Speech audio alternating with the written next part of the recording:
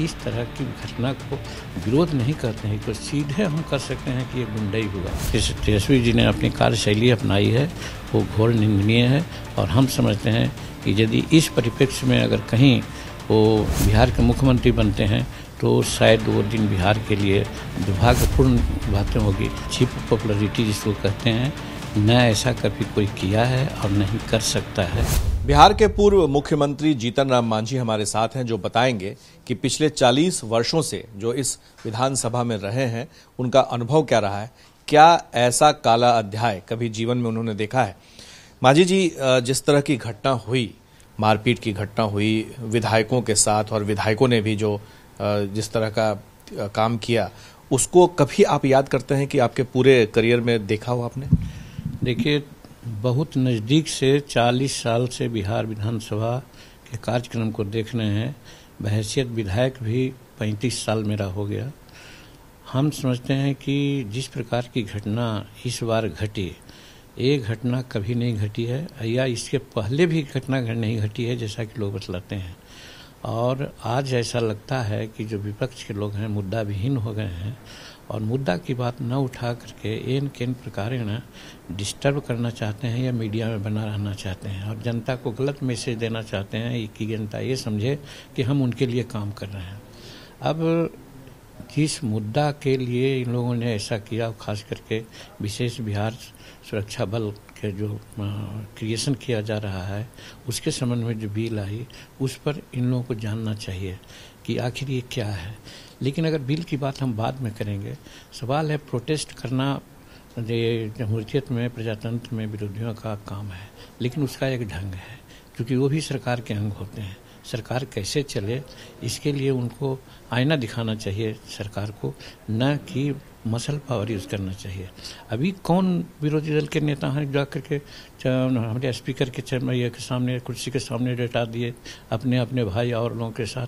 तो हमारा करना है कि इस तरह की घटना को विरोध नहीं करते हैं, तो सीधे हम कर सकते हैं कि ये गुंडई हुआ और गुंडा तत्व को या गुंडई के सहारा लेकर के वो समाज को बरकराना चाहते हैं और डेमोक्रेसी को उन्होंने कलंकित किया अगर वो समझते हैं तो इसीलिए हम उनकी निंदा करते हैं और हम कहना चाहते हैं कि अब भी वो समझ जाएं और जो हमारे पुराने मंत्रियों ने और विधायकों ने, नेताओं ने जो पार्टी कायम रखी है यहाँ, उसको बदस्तूर वो कायम रखे जाए। आपको क्या लगता है कि तेजस्वी यादव जो नेता विरोधी दल हैं वो क्यों ऐसा कर रहे हैं? उसके पीछे क्या उनकी मंशा है? क्या इससे क्या जाहिर करना चाहते हैं जिस तरह की घटना हुई है? और वो उल्टा आरोप लगा रहे हैं आप ही लोग पर, सत्ता पक्ष पर ही, कि इन लोगों की ही वजह से ऐसा हुआ, जूते से पिटवाया गया, बूट से लोगों को रौंदा गया है विधानसभा के अंदर में विधायकों के साथ, और ऐसे शब्दों का प्रयोग कर रहे हैं जो मैं खुद नहीं कर सकता हूं, ऐसे ट्वीट कर रहे हैं कि महिलाओं के साथ क्या हुआ। देखिए, ये बात अगर जो आप कह रहे हैं तो मैं कह सकता हूं कि तेजस्वी प्रसाद जी का अपरिपक्वता की जो भावना है, सेंस है, वो इसमें काम करते हैं। रही बात है कि जिस तरह से विरोध पक्ष पहले भी हम लोगों ने देखा और जो आज भाजपा के लोग हैं सत्ता में विरोध में रहते थे और लोग विरोध में रहते थे, लेकिन जिस तरह से आज ये घटना घटी, हमारे विरोधी दल के लोग जो कायम किया, अगर सत्ता पक्ष के लोग अगर उग्र हो जाते तो कुछ भी हो सकता था बिहार विधानसभा में। इसलिए हम धन्यवाद देते हैं सत्ता पक्ष के सभी मेंबरों को कि जिन्होंने धैर्य का सहारा लिया और ऐसा हुआ। और रही बात तेजस्वी जी का, तो हम पहले ही कहा कि वो मुद्दा विहीन हो गए हैं। और दूसरी बात है कि उनको बहुत चोट आई है।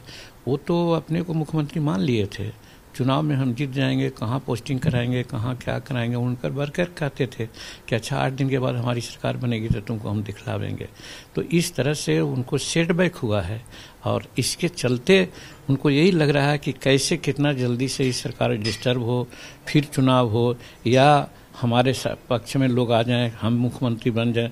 तो सिर्फ मुख्यमंत्री बनने के लक में अनाप शनाप बात बोल रहे हैं जिसको जमहूरियत में कहीं कोई जगह नहीं मिलने की चीज़ है और इससे उनको घाटा ही होगा, फायदा नहीं होगा और कलंकित तो समूचे ही लगता है कि जिस तरह के काम को वो कर रहे हैं या जिस तरह से लीड कर रहे हैं ऑपोजिशन को, उससे उनको मुख्यमंत्री की कुर्सी तक वो पहुंच पाएंगे?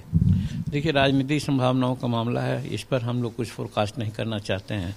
कुछ भी कहीं भी हो सकता है, लेकिन जो अभी तेजस्वी जी ने अपनी कार्यशैली अपनाई है वो घोर निंदनीय है।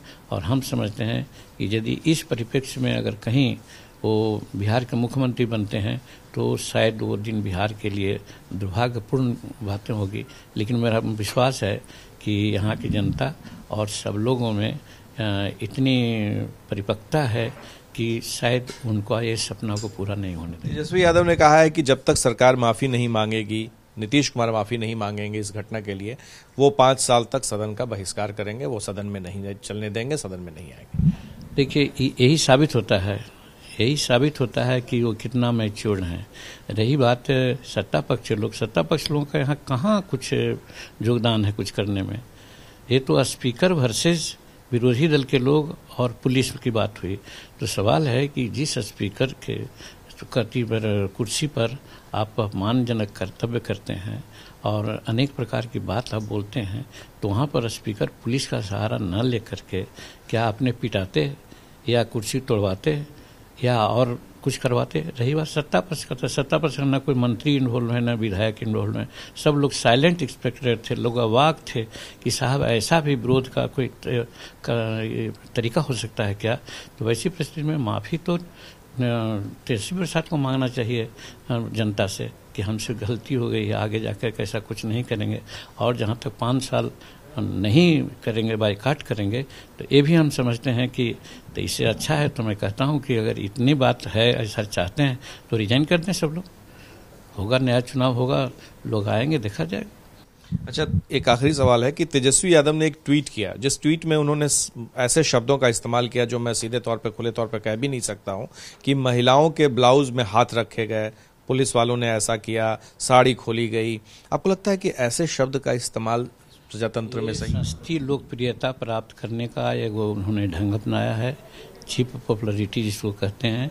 न ऐसा कभी कोई किया है और नहीं कर सकता है, बल्कि ये कह करके अपने जो उनका चरित्र है उसका वो उजागर किए हैं।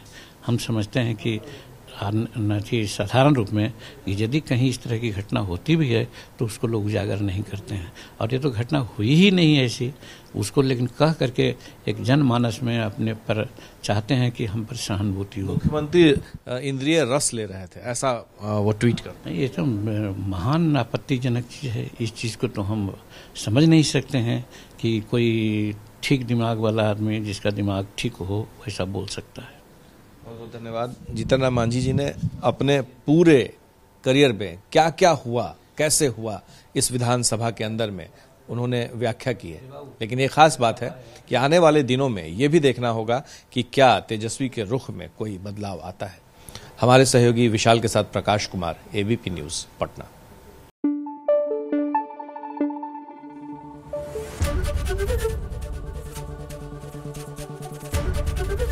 एबीपी न्यूज आपको रखे आगे।